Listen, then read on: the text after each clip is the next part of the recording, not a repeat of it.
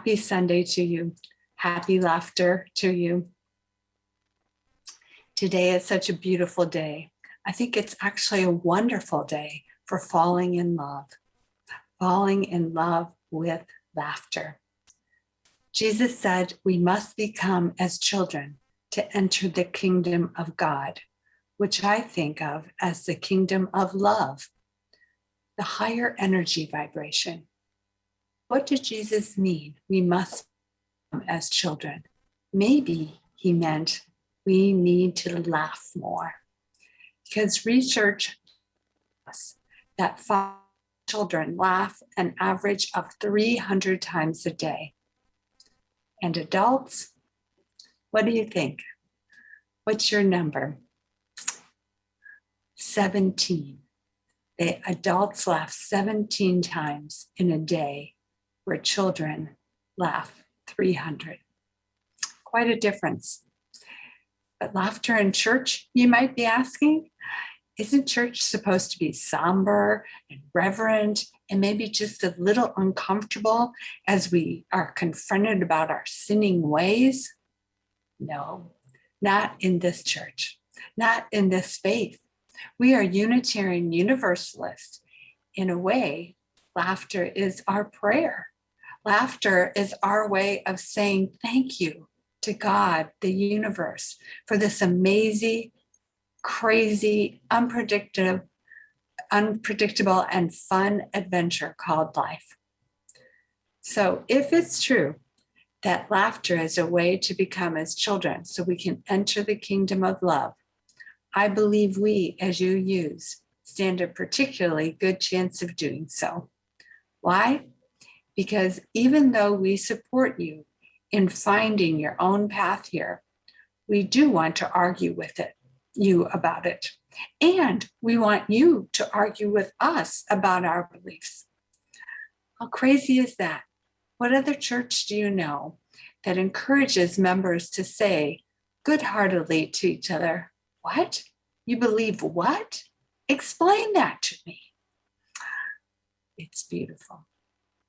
Also, as Unitarian Universalists, we have lots of good jokes. You know how the Christians have lots of good Christmas carols? Well, we're not very good in that, but we do have really good jokes. So I'm going to give you a few to get started. I'm sure you have come to the existential moment in your life at one time or another when you ask yourself, how many UUs does it take to change a light bulb? I'm here to tell you the answer, or at least an answer, because UUs know there are many right answers. So here's my favorite one. We choose not to make a statement either in favor or against the light bulb. However, if you have found on your own journey that light bulbs work for you, that is fine. You are invited to write a poem or compose a modern dance piece about your personal relationship with your light bulb and present it at the next discussion group.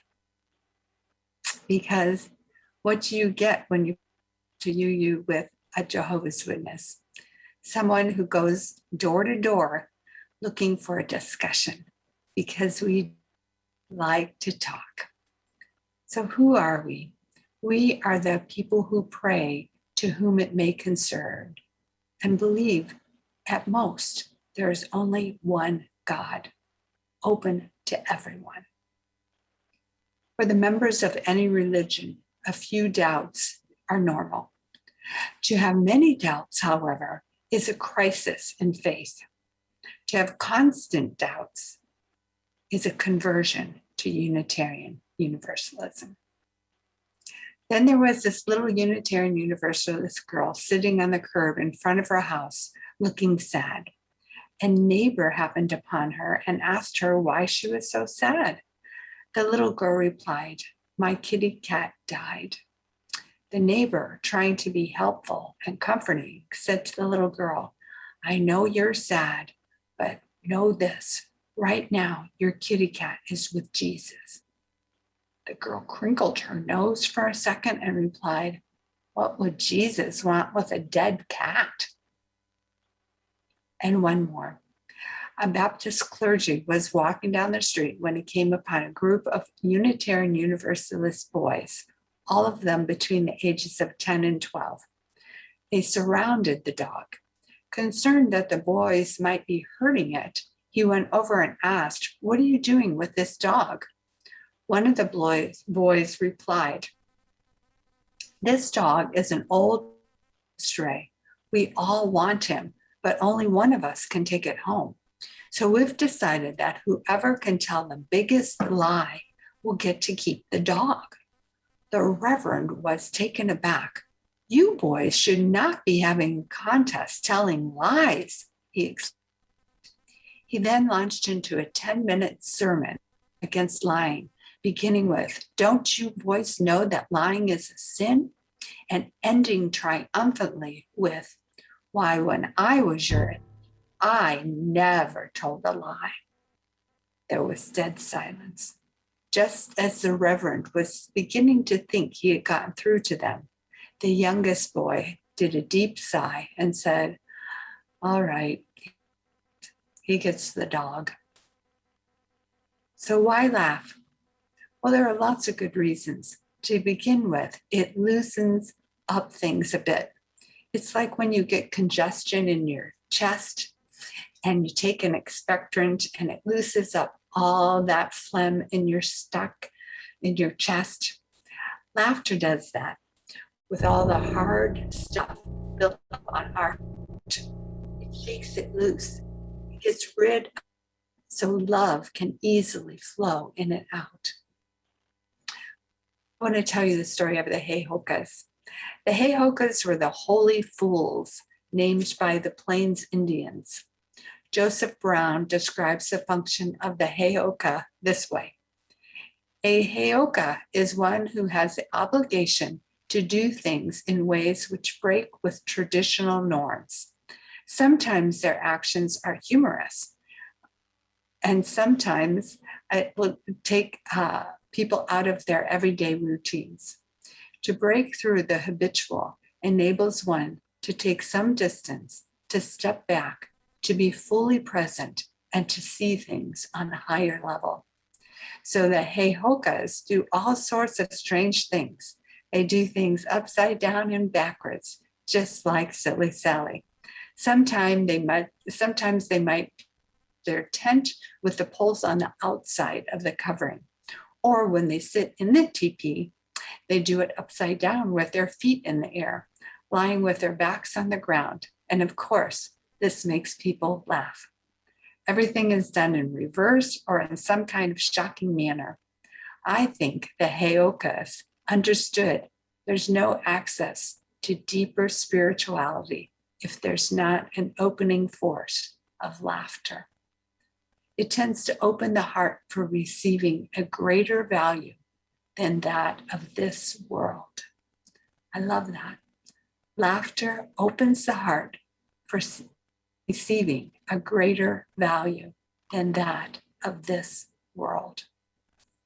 It does open us to wonderful energy of good feelings, experiencing the kingdom of. The next story is one I told you years ago, but it's so good I want to tell you it again. It's the catfish story.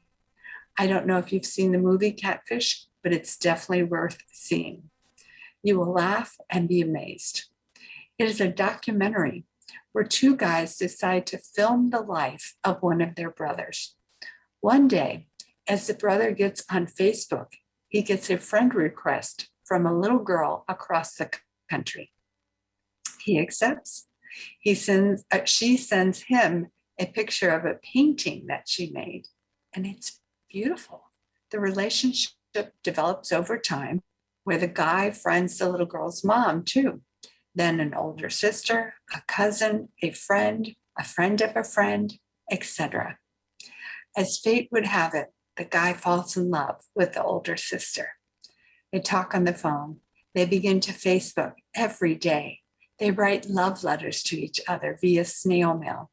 She even writes songs for him, love songs for him. It's amazing. Everything is going along swimmingly until one day. when a friend is over and hears one of the songs and says he has heard it before. The brother says, "What? No, she wrote it just for me, just recently." So they Spotify it and they find out that it is indeed someone else's song, famous, not his girlfriend's. It becomes a mystery. They decide to fly to Iowa or wherever she is to figure out the truth. Then, to make a long story short, they discover that all of it, all of the people he had become friends with over the past year on Facebook were made up by one middle-aged married woman who lived out in the country far away from everything, whose life consisted of caring for two severely handicapped and mentally retarded stepsons who were both wheelchair-bound and housebound. Remarkably, in the film, the woman admits to everything.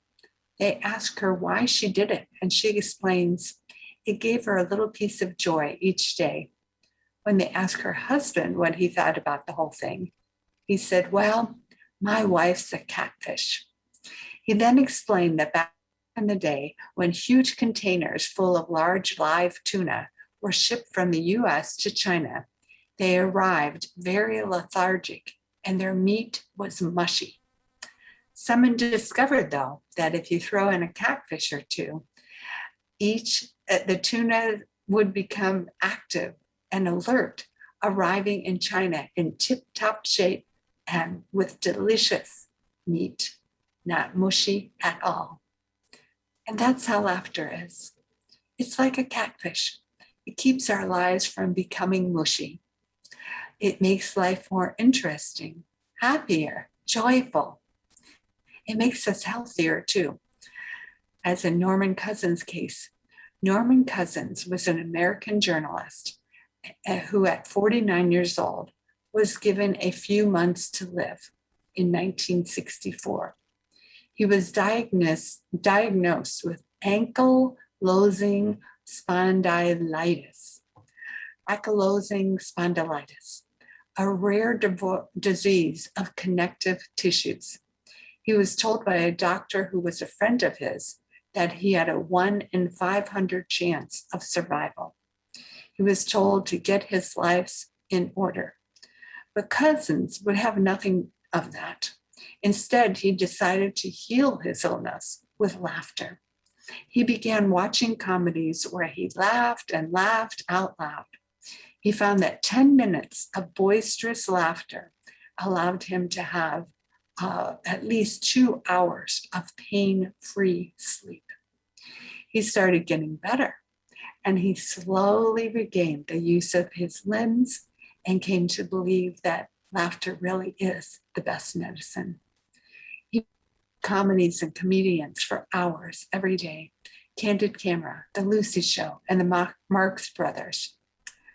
Within 6 months, he was back on his feet, and within 2 years, he was able to return to his full-time job at the Saturday Review. His story baffled the scientific community and inspired a number of research projects, which concluded laughter really can cure illness. It lowers our blood pressure. It reduces the cortisol in our bloodstream, increases our endorphins, and boosts our immune systems. It is as strong as a pain reliever. And though I don't know of any longevity studies, I bet they help us live longer too. It helped Norman Cousins live another 26 years after his initial diagnosis and 3-month prognosis. He died in 1990 at the age of 75, happy he had had such a wonderful life. And while we're here on earth, laughter helps reduce our suffering. Because let's face it, bad things happen on this journey we call life. Hard things, painful things, traumatic things, lots of loss. It really helps if we can find the humor in whatever is happening. Jimmy Kimmel put it this way: If you can live like you are in a sitcom as opposed to a drama, it's better. Like, are you hearing crazy noises, crazy voices? Then turn off Fox News. Yes, even in this year's severe political divide, we can learn to laugh. Because here's the reality. There are always two sides to the coin. We can flip over the coin to the lighter side whenever we want.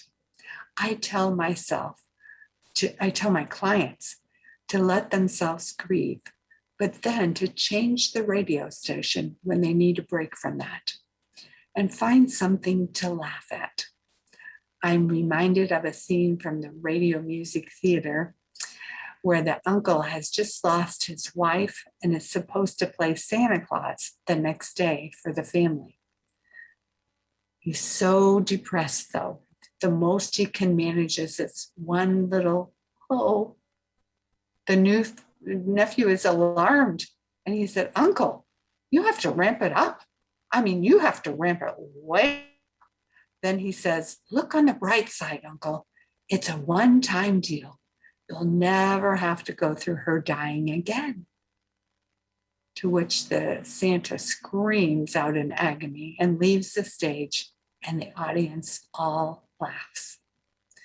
So here's a joke for you to practice laughing. Yes, practice laughing. Doesn't that sound weird?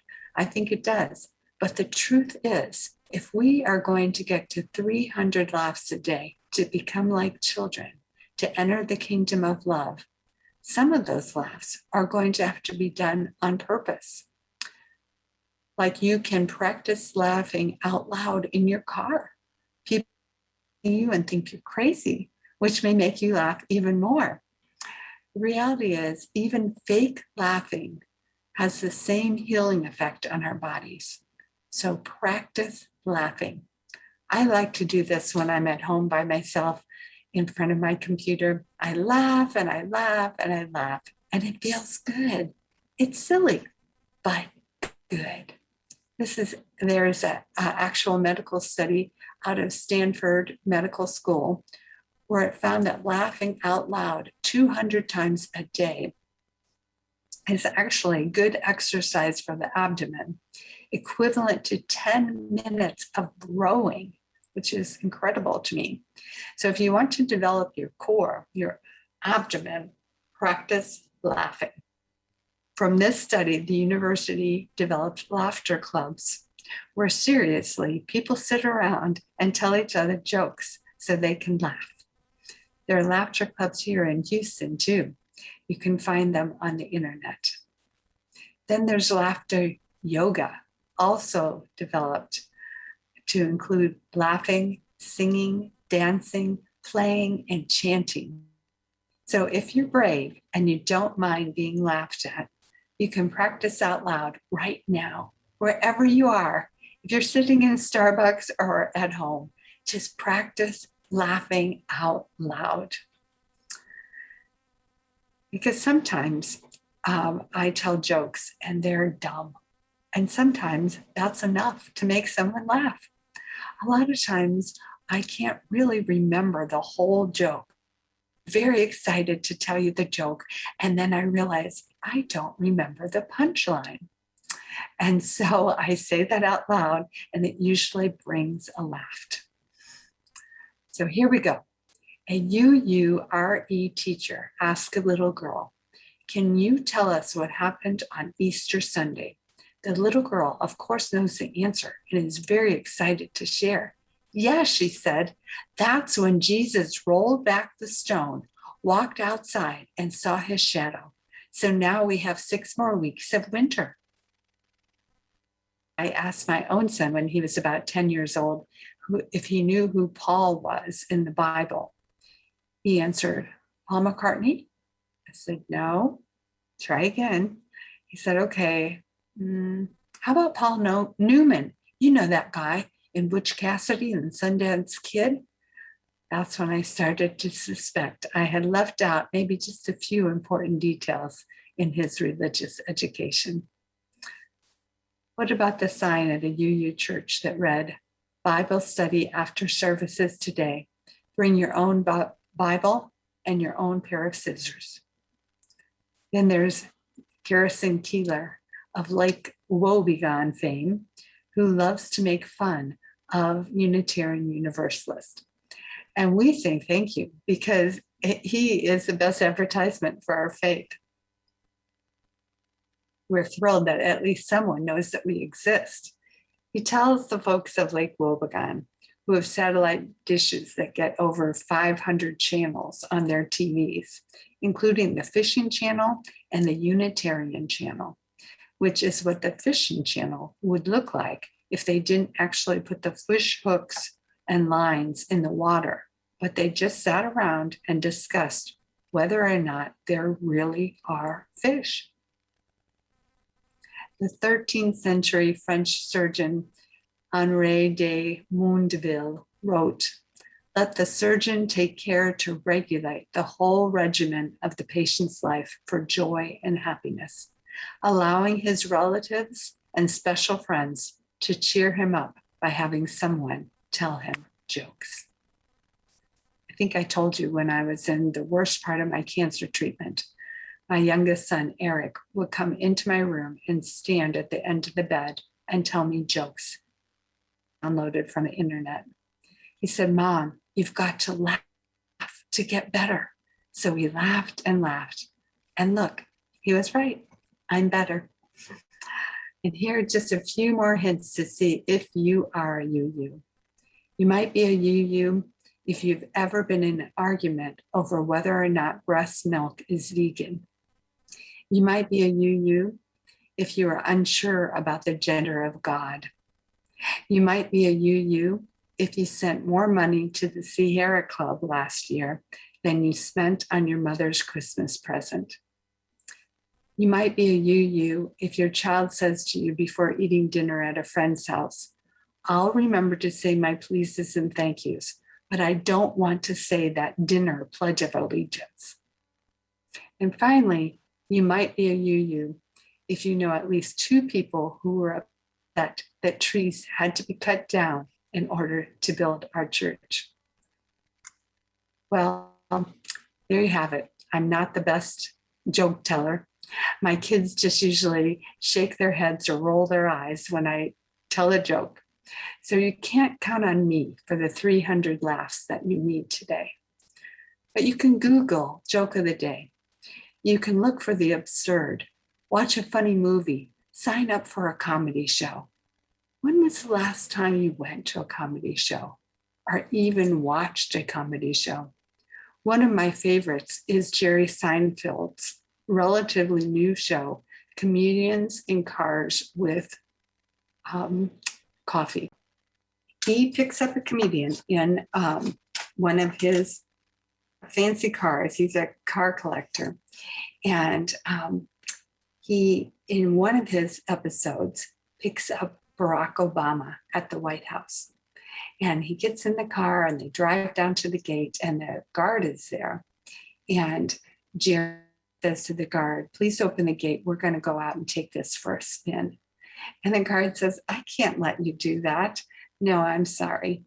So Jerry backs up and goes to the place where he picked up Obama. They change seats. Obama is driving. They get down to the gate and Barack says, "Go ahead and open the gate. We're going to take this out for a spin." And the guard says, "I'm sorry, sir. I cannot let you do that." And Jerry leans over, nudges Barack and says, "Tell him you're the president." And everyone laughs. And, well, laughter is your God-given, life-given birthright. Use it to heal yourself physically, emotionally, and spiritually. Use it to heal the world physically, emotionally, and spiritually as well. It's free, so give it away. Mother Teresa reminds us that even when you just give to somebody, it's a gift. And if you give them a joke in the form of a joke, if you give it away in the form of a belly laugh or even as a hearty smile, Every time you smile at someone, it's an action of love, a gift to that person, a beautiful thing, and part of the healing of the world. Laughter is contagious, and it just feels good. And I want that for you. I want you to just feel good, to enjoy life, enjoy life. And the good news is you have more of that than you know. You are in control of whether or not you decide to let your mood be down and put into your body lots of cortisol, the stress hormone, or you can put endorphins, the happy hormone, into your body.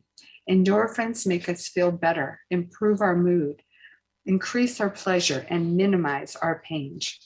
Endorphins are released when we laugh.